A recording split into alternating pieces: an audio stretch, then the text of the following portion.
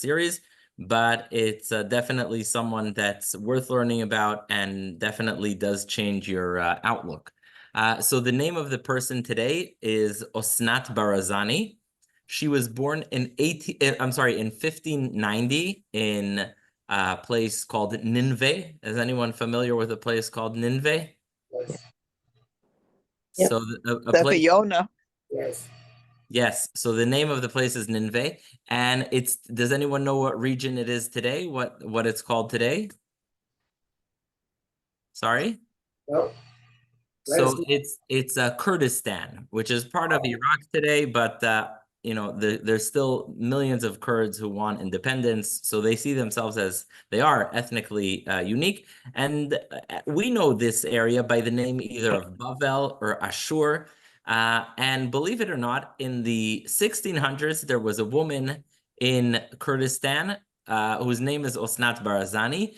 And she was the Rosh Yeshiva there. So I thought that's a very interesting figure to discuss. So you have this woman, her name is Osnat Barzani. Now, the Barazani name in general is a very prestigious rabbinic family among Iraqi Kurdish Jews. And she was born to a great Torah scholar who had only one daughter. It almost sounds like Yentl. Anyone ever watch Yentl? Yes. So it's almost like Yentl. So this great rabbi, this fantastic scholar, Rabbi Barazani, has one daughter. And he's also the Rosh Yeshiva. There's not enough yeshivot in that area at the time. And so he opens a yeshiva, more than one yeshiva. He leads Torah study. He trains rabbis, shochtim, everything. And he has one daughter that he names Osnat. And he studies Torah with her on a very high level. She grows up, and she's very learned. She basically is studying Torah all the time, and he has no other sons. And who do you think, this is like a combination of Fiddler on the Roof and Yentl? Who do you think that he marries her off to? Who do you think that is going to marry Osnat? Anybody? Any thoughts on who would marry her? The butcher. Not the butcher, but The fiddler. well, he's a Rosh Yeshiva, right? So it's always like the Rosh Yeshiva always has the first pick in terms of who's going to marry his daughter. And so he chooses one of his best students. His name is Rabbi Mizrahi. And he says, I want you to make an oath before you marry my daughter. He says, what's the oath that you want me to make? He says, I want you to make sure, it almost sounds like a Kollel family situation. I want you to make sure that my daughter is always able to study Torah and that she never has to busy herself with the chores at home, etc. Now you have to understand, at the time, most women didn't even know how to read. And so he has this daughter who's very knowledgeable, and he tells his son-in-law, who's going to be the future Rosh Yeshiva, that you have to promise to make sure that she never has to attend to the house. Now, the husband was also a great Torah scholar. So between the husband's Torah studies that were nonstop and the wife's Torah studies that were nonstop, I don't know who did attend to the house, because they did have a son and a daughter. So between Rabbi Yaakov Mizrahi, her husband, and Osnat, it's not clear who would attend to the needs of the house. All right. So then what happens next is her husband, after they have two children and she's leading the Torah study, her husband dies at a relatively young age, and there is no other, so to speak, heir to the throne.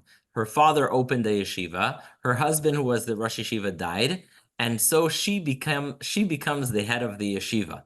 This is in the 1600s. She becomes the head of the yeshiva. And it says that even when her husband was alive, even when Rabbi Yaakov Mizrahi was alive, she was the one who taught the students, because he was so busy in his studies, it was sort of beneath him to teach the students. And so she's the one who gave the daily shiurim, and her husband studied Torah. It's just if you think about this is the early 1600. It's just unbelievable, the fact that she was able to do this. Now, while she's studying Torah, what other big job does a Rosh Yeshiva have? Anyone know what else a Rosh Yeshiva has to decide for studying Torah? Raise money. Raise money. And so she starts raising money. And not only does she raise money, but unlike a man who would sort of go from town to town to raise money, that's not something she does. But she starts writing letters to different communities. And she also writes piyutim. She also writes poetry. And again, just you have to understand that in Iraq in the 1600s, to have a woman who's A, literate, B, so incredibly literate, C, she's leading the institution that she's in, and she's writing poetry and piyutim, then it's just unbelievable. I'm going to read to you. We actually have some of the piyutim that she wrote. So one of the piyutim that she writes, Al Torah is ak en ka ki nedra mikol gvuli. I am going to cry out for the Torah because it's absent from my entire region. Nitkasa nitzotz me'ir toch anan me'on mikali. The spark has been covered up.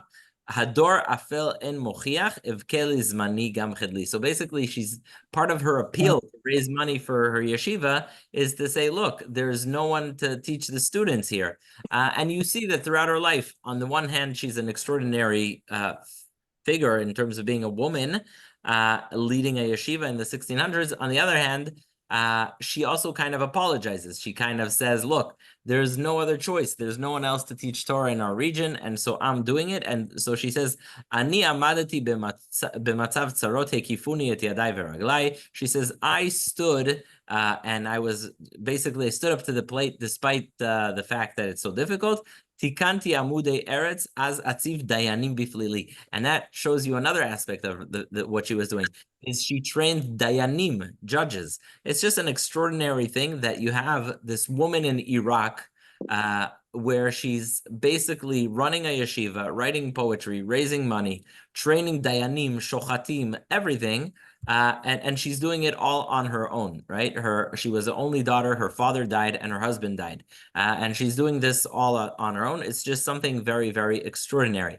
In fact, among Kurdish Jews, among Iraqi Jews, she's referred to as Hatanait Osnat, which is like Tana is the rabbi of the Mishnah, because what she did was so extraordinary. It wasn't just that she was knowledgeable, she kind of was a leader in so many ways, and so they referred to her as a Tanait, which is a rabbi of the Mishnah, a very unique term that we usually reserve only to rabbis of the Mishnah. She says, Tikanti amude eretz az atziv dayanim b'flili, gam sagarti hanifratzot midrashu tefillah b'glili. She says, also, I established and made sure that there was proper tefillah in my area. And so there's other piyutim that are attributed to her. There's all these debates as to whether, this is to be attributed to her or not. But what I read to you is 100% attributed to her. And this is how she kind of takes care of the yeshiva, raises money. And she also becomes a legend in her life because it's so extraordinary that she becomes a legend about in her time. I'm going to read to you, I'm going to give a content warning before I say this, and I'm going to read to you a story that is said among Iraqi Jews. They believed in her also mystical power. So there's like a whole new dimension to this, which is the belief in what they called Hatanait Osnat as a sort of a mystical superforce. And you'll see there's some biblical elements to this story. So the story that they have written among Iraqi Jews, Vayhi hayom vatal Osnat alagag. The day came, and this is a story among Iraqi Jews, and Osnat goes up to the roof. Does anyone have anything sounds like that? Anyone have? Does that sound familiar to you from anywhere? The fact that she's on the roof. Anybody? No? Batsheva. Yes, exactly. Batsheva. So Batsheva is up on the roof, and it says here as follows: Vayarot goy echad v'nafsho chashka ba. A goy sees her and he desires her. So it's kind of like a scene of David and Batsheva.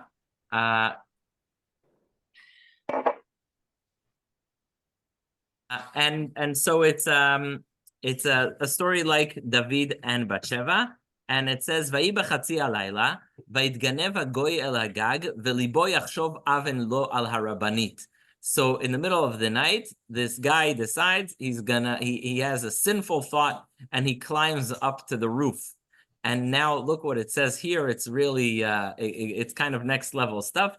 Miyad kar'a shemot shel kedoshim. Immediately she recited holy names. So that kind of gives her these mystical forces. V'hagoy nishar talui al kirot hagag mibli sheyuchal lazuz mimkomo. He was, I don't know if this is a story, does anyone, oh, now I know where in the Tanakh that is story. So he freezes, he can't move. Does that sound familiar to anyone from any story in Tanakh where someone is about to do something bad and they kind of are stoned, they're not able to move themselves? Anyone have a Tanakh reference for that story? Dome?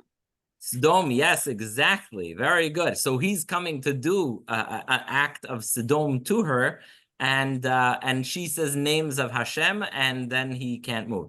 In the morning, it became known. Many people gathered to watch this extraordinary scene of this assailant frozen on the roof of Osnat, and Osnat Barazani, and suddenly he can't move. Kahal Rav shel anashim hitztofefu v'chazu b'machazeh nifla zeh. Kol ma'amatzehem la'aziz et hagoyim mimkomo alu bato. No one was able to move him. No one is able to move him. And so he asks her, he starts begging, he says, please release me. Besides for the Tanakh stuff, this kind of storyline is very similar to me from the stories about the Maharal of Prague and how he used holy names, whether it's the golem or other things. It's kind of similar line of story. So he begs the Rabbanit to release him from his frozen spot, out there.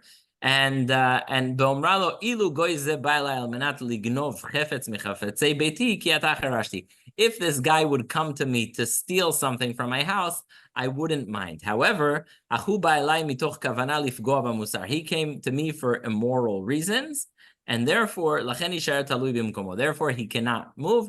And then it says hamoshel nishbala, the ruler swore to her, shem tatir et hagoya chotei anisheu kayod. If she releases him from his frozen posture, then the governor is going to punish him, and he's going to hang him in front of everyone. And then Osnat let the guy out.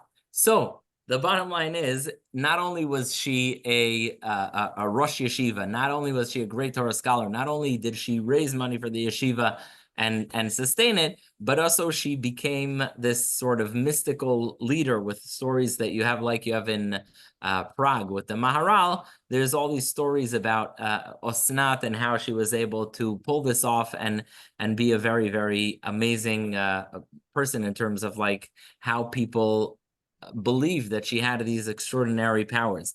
Now, I just want to, we have two lines today that are Osnat Barazani's autobiography. And here are the words that she writes. This is literally her own autobiography, and words that this is not just fiction, but this is what she wrote.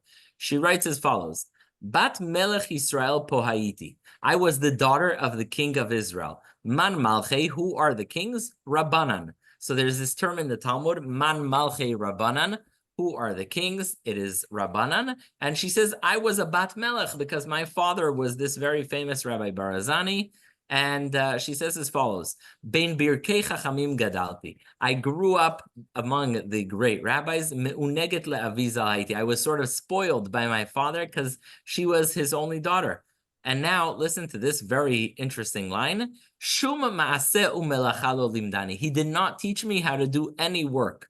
Meaning in those days, a woman at home would learn often different crafts and sewing and housekeeping, etc. But he says, she says, my father didn't teach me anything. He specifically made sure I did not know those things.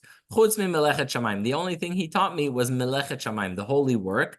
L'kayem ma shenemar, to fulfill what it says. V'hagita bo yomam v'layla.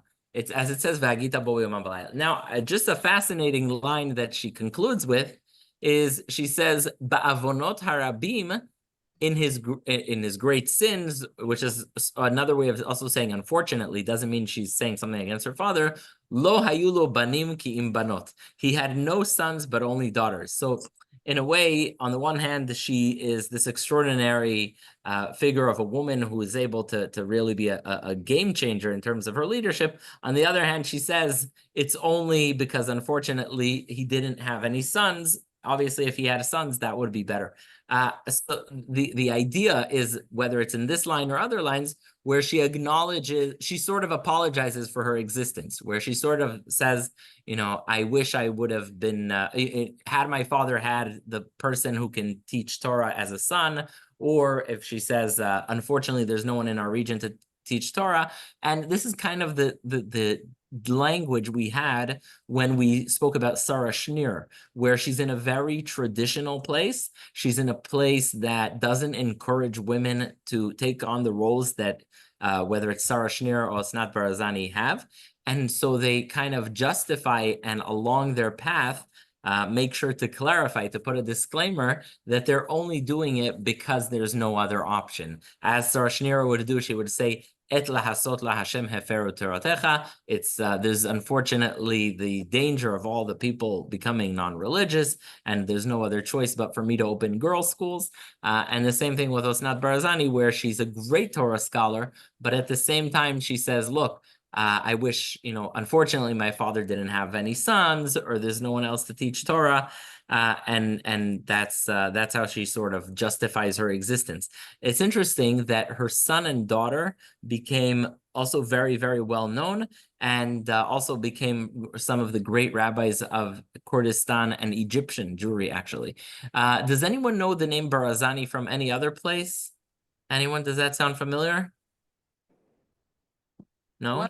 One of the guys that was blew themselves up in the jail. One of Menachem. Wow, excellent. Whoever knew that, that's a big shout out. Yes, excellent. So in 1946, 45, the British captured two Irgun members who were just fighting against the British, and they put them in jail in the Russian compound in Jerusalem, and they were going to hang them. And their plan was, they got a grenade into jail, and one of them was Barazani, one of them was Moshe Barazani, and one of them was Feinstein. And the idea was that they would get this grenade, and when they're about to be hung, they would blow themselves up with the British hangman. However, they had a last visit from Rabbi Aryeh Levine. And then, I'm sorry, Rabbi Aryeh Levine was supposed to visit them, but he just couldn't. He thought he couldn't handle the heartbreak. And so a different rabbi, I believe an American rabbi, came to visit them and insisted, he doubled down that he wants to be there at the time of their execution. And he was doing it obviously out of a wanting to be there for them, etc.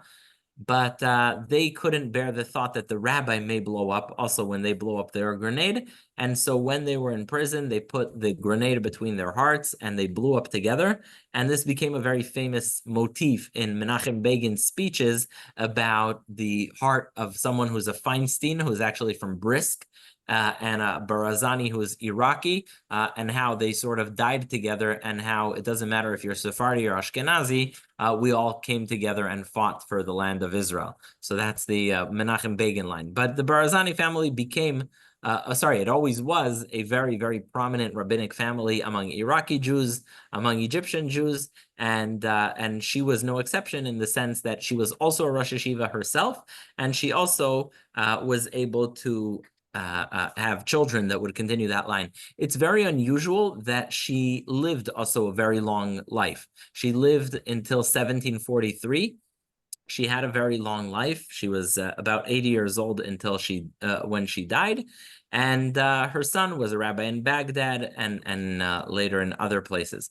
It's interesting because in Iraq, there was a very popular group of Shabta'im, followers of Shabtai Tzvi, who were very mystical, but also obviously people who rebelled against the Jewish people. And she actually had a very good relationship with her. The one thing that we have, not the one thing, but one of the main documents that we have remaining from her is they write to her with extraordinary admiration. So they write to her, one of the Shabta'im writes to her, it almost, I hate to say this, but it almost sounds like he's flirting with her. Probably he is. He writes to her as follows: Gvirti yonati tamati amtachti ve'emunati. So he's basically, it's very common among rabbis to write very flowery language, right? If you ever see a rabbi writing to another rabbi, it's always with like lichvod harav hagohen, beloved, etc.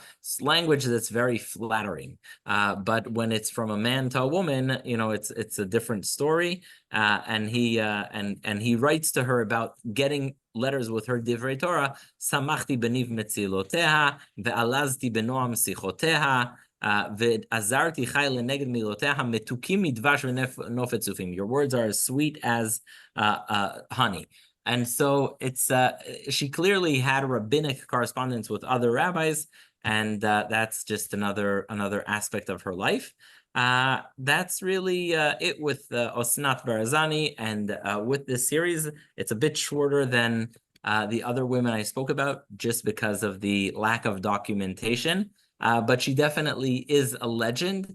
And I think it's also worth noting that not both, but unlike Sarah Schneer, similar to Donna Grazia, she's really not controversial. There is zero controversy involved in her role as a Rosh Yeshiva, in her role as someone who trains rabbis and dayanim. There's zero controversy about her writing piyutim. There's zero controversy about anything about her. And so I think it's an interesting case study whenever we speak about women and studying Torah, women and leadership roles, to see in which cases you do have a backlash. For example, Sarah Schneer got some heavy backlash. And on the other hand, you have people like Osnat Barzani, where it was like a no-brainer that she would do it. It could be part of the reason that with her it was a no-brainer because there was no one else. No one else was training or opening yeshivas in Kurdistan.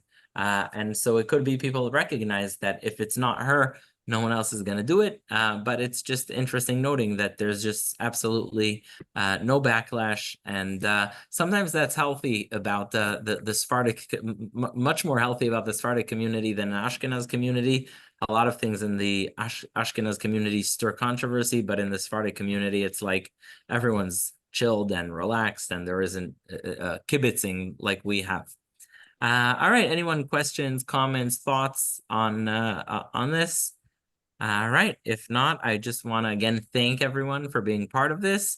Thank everyone for listening, and God willing, I don't know when we'll see each other next or what the next theme of the series is, but I just wanted to thank everyone for participating, for being part of this. And certainly I will see everyone again. Thank you so much. Thank you. Thank you, Rabbi. That was Thank great. you. Thank you. Thank you. Thanks a lot. Hey, Siri. Thank you. Thank you.